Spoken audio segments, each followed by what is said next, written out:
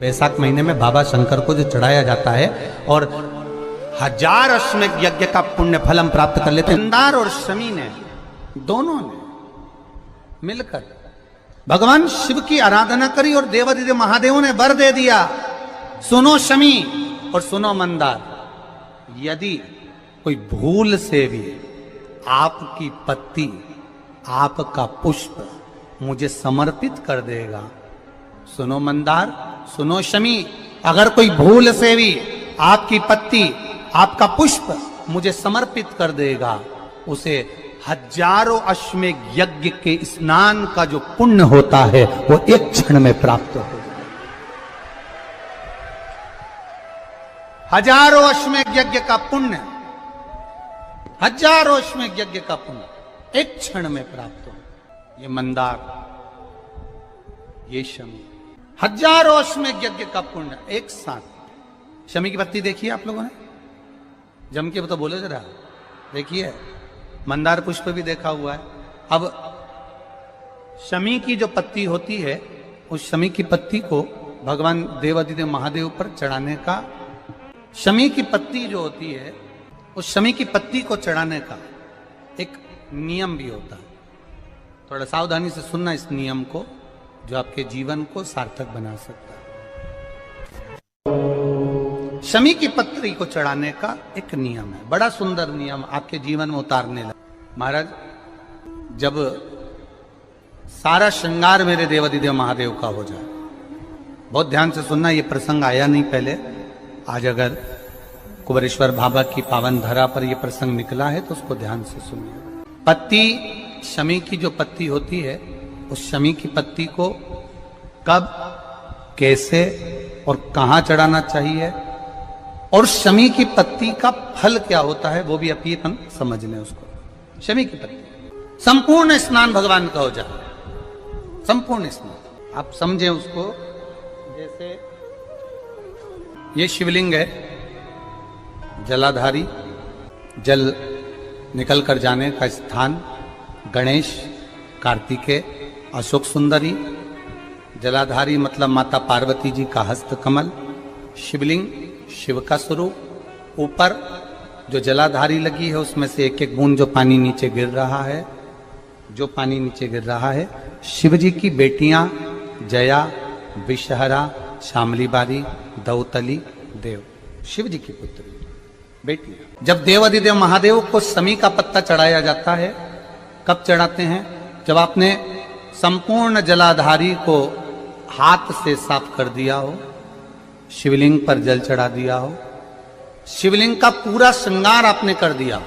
संपूर्ण श्रृंगार मेरे देवादिदेव महादेव का हो गया, संपूर्ण श्रृंगार।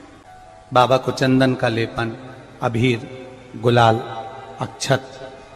बेलपत्र, धतूरा, जो भी तुम्हें चढ़ाना है सब कुछ तुमने चढ़ा दिया, सारा श्रृंगार मेरे देवादिदेव महादेव का हो गया। तब शमी की पत्ती को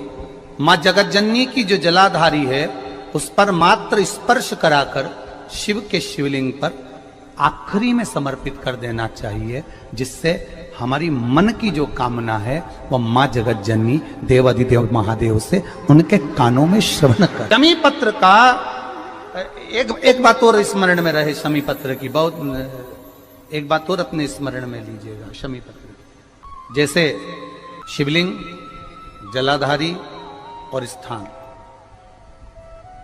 जब बहुत ज्यादा मात्रा में दरिद्रता होती है, बहुत ज्यादा मात्रा में बहुत कष्टमय जीवन, जब तुम्हारी चित्त वृत्ति में आए, जब तुम्हारे मन में आए, धन भी नहीं है, पैसा भी नहीं है, बहुत दरिद्रता का जीवन है, बहुत दुखी जीवन, तब बेलपत्र और शमी पत्र का प्रयोग जरूर करके देखना। प्रैक्टिकल करने में कुछ नहीं जाता, प्रैक्टिकल करने में क्या जाता है, करके देखना। उस समय पर वो कहते हैं ना कि कोई कहने वाला कह दे कि महाराज जी, वो एक महाराज प्रवचन दे रहे थे और प्रवचन में देते देते देते देते किसी ने, महाराज जी प्रवचन दे रहे थे कि मदिरा का पान नहीं करना चाहिए, नहीं पीना चाहिए, गलत है, नाली में पड़ा होता है, व्यसन में पड़ा होता है, ऐसा पान ना करो। एक महाराज का पेचेन वाला खड़ा हो गया, उसने खड़े होकर कह दिया, ओ महाराज तुम इतनी बड़ी बड़ी बात कर रहे हो, तुम्हारा सगा भाई तो पी के नाली में पड़ा, गटर में पड़ा। महाराज जी को क्रोध नहीं आया, समझ थी। महाराज जी ने कहा भैया देख, मैं भी प्रवचन दे रहा हूं, मेरा भाई भी प्रवचन दे रहा है, मैं मुंह से समझा रहा हूं कि पीकर लोग नाली में गिरते हैं, गटर में गिरते हैं। मेरा भाई प्रैक्टिकल करके दिखा रहा है कि मत पिया। प्रैक्टिकल वाली बात है। शमी पत्र, बेलपत्र का एक बार जीवन में प्रैक्टिकल कर कर देखना, प्रैक्टिकल करना। जैसे आपको कहा कि आपका विश्वास अगर पक्का है, भरोसा अगर दृढ़ है, और शंकर के प्रति अगर आपका विश्वास पक्का है, शंकर कह रहे हैं, मां उमा से, मां पार्वती से, मेरा महेश कह रहा है, मेरा बाबा भोलेनाथ, मेरा बाबा विश्वनाथ, मेरा त्रिकालदर्शी कैलाशी अविनाशी कह रहा है कि हे पार्वती,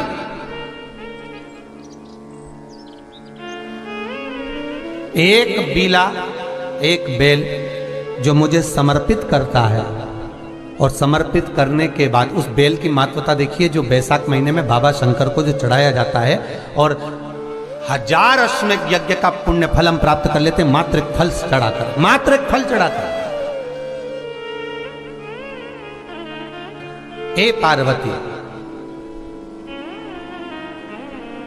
संसार का मनुष्य जब मुझे वो बेलपत्र समर्पित कर, वो बेल का फल समर्पित करता है, पार्वती वो फल जो मुझे चढ़ता है,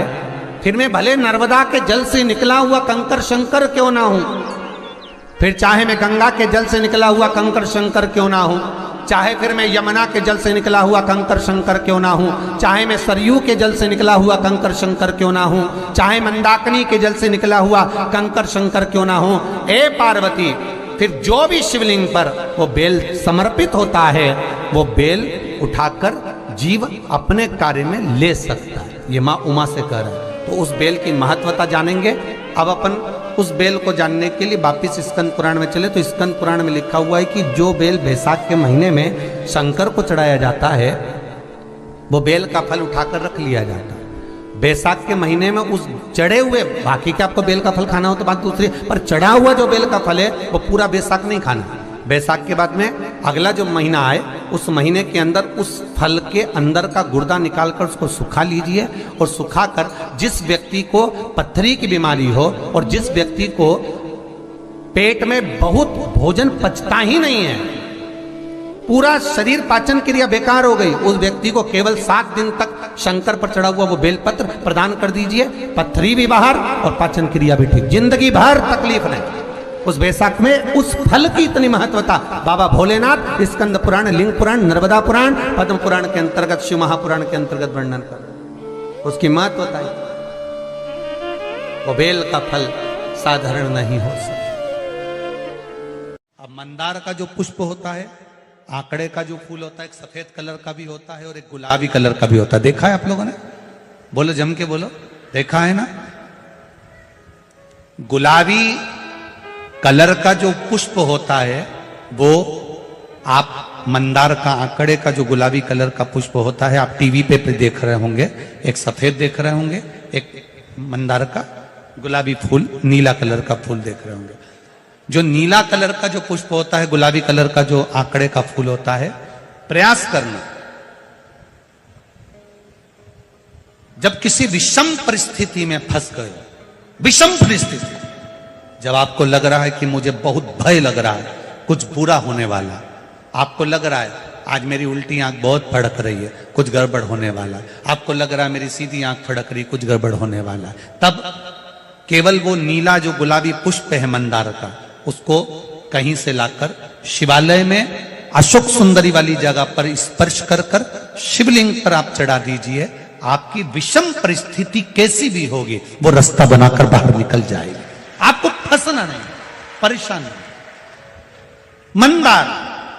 आंकड़ा, सफेद आंकड़े का पुष्प भी भगवान शिव को समर्पित होकर, जैसे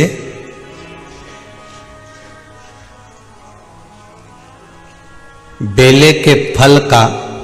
गुर्दा, बेल का जो फल होता है, बेलपत्री का फल, उसका जैसे गुर्दा, उसके अंदर का जो भाग होता है बेल का, वो गुर्दा, उसको अग्नि में जलाकर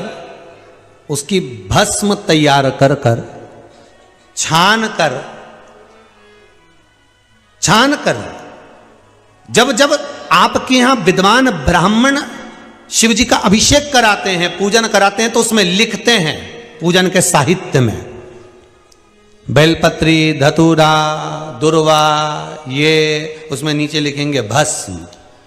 लिखते कि नहीं लिखते? लिखते हैं ना, भस्म अभिषेक में चाहिए रहती है। तब उस भस्म का थोड़ा सा भी भाग आप अगर शिव को समर्पित कर रहे हो तो ये जान लें कि शंकर मनवांछित फल प्रदान कर रहे हैं, शिव फल प्रदान कर रहे हैं।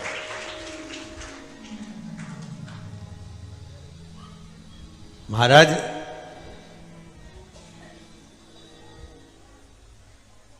बेलपत्री के वृक्ष के नीचे बैठकर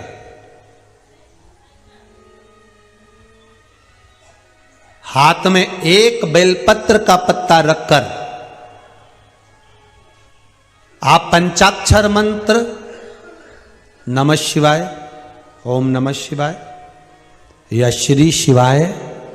नमस्तुभ्यम या महामृत्युंजय मंत्र का स्मरण कर रहे हो, पर डंडी का भाग अपनी ओर, बेलपत्र की बीच वाली पत्ती का भाग बीच वाली उंगली की ओर रखकर अगर आप स्मरण कर रहे हैं और अपनी कामना कर कर बेलपत्री के वृक्ष के नीचे बैठकर उस पत्ते को सम्मुख रखकर बाबा से विनय कर कर एकांत में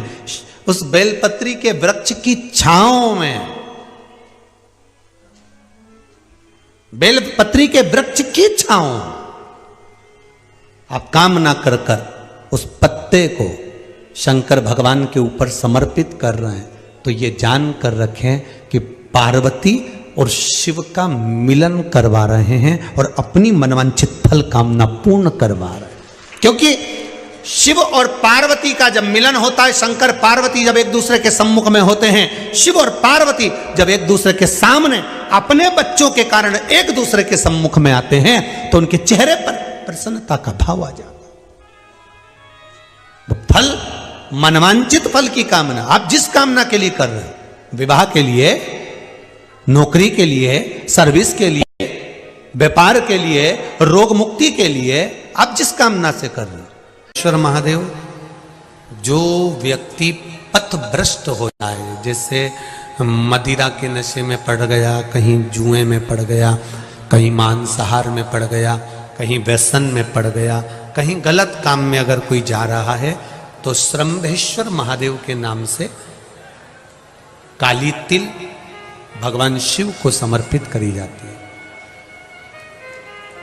महाराज काली तिल को वापस उठाकर ले आते हैं, उसी काली तिल को जो मदिरा का नशा करने वाला होता है या जो गलत व्यसन में डूबा हुआ होता है, उसको वो सुबह के समय अगर नहीं खाता तो भोजन के साथ उसको दिया जाए। श्रंभेश्वर महादेव, एक बेलपत्री का भी बहुत अच्छा प्रयोग है श्रंभेश्वर महादेव का, मदिरा पीने वालों के लिए, मांसाहार, व्यसन में, जुए में, वेश्यावृत्ति में, पर नारी में, गलत जगह पर जो डूबे रहते हैं उनके लिए। पहले की कथा में उसका वर्णन किया है बेलपत्री का।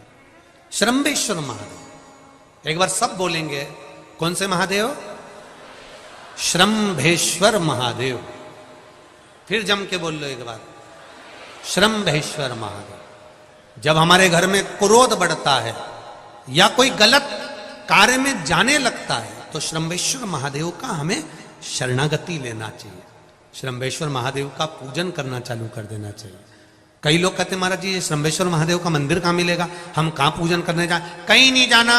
तुम्हारे घर के पास में जो शंकर जी का मंदिर है वहीं जाओ,